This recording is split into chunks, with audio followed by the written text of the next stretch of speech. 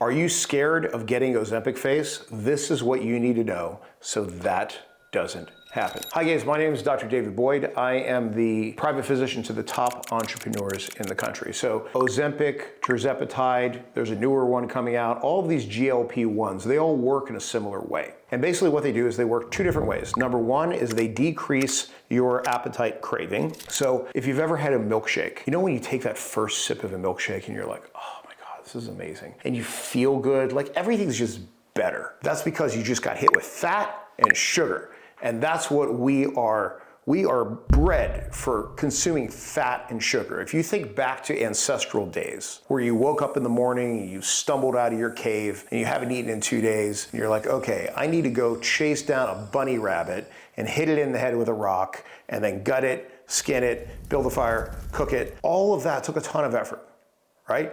So in the process of searching for the bunny, you would find some berries along the way and you have a couple berries off the bush and you'd be like, oh man, that's pretty good, right? These same genes from our ancestors have carried over to today. But now we have DoorDash and you don't have to do any of that stuff, right? This isn't an ad for DoorDash. I'm just making a point, is that food is easily accessible for most of us nowadays. Unfortunately, the genes that we had that have kept us around up till now they actually will move to make us overweight because we have access to all this amazing food pretty much just a couple clicks away. So that's where our friend Ozempic comes in. And it basically unhinges this desire. So if you've ever taken a GLP-1, one of the things that you notice is that you just kind of don't care about food anymore. You don't get cravings, you don't crave chocolate or anything like that.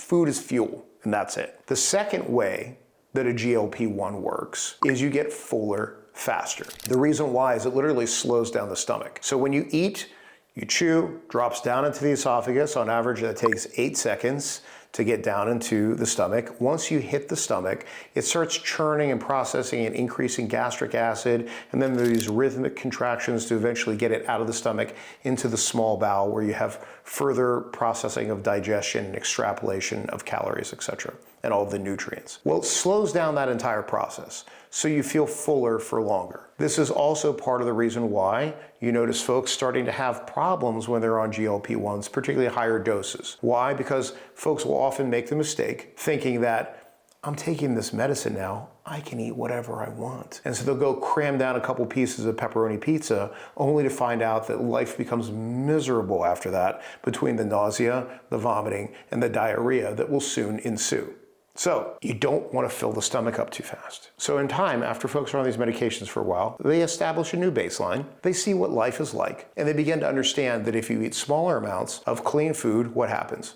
You lose weight. And this is the reason why so many people were on this medication. It was actually created for diabetics, but it's actually the majority of folks using it aren't even diabetic. It's just folks that want to lose weight. So here is the problem. The problem is people are getting fuller faster and they're not prioritizing protein. And when you don't prioritize protein in your diet, then what happens?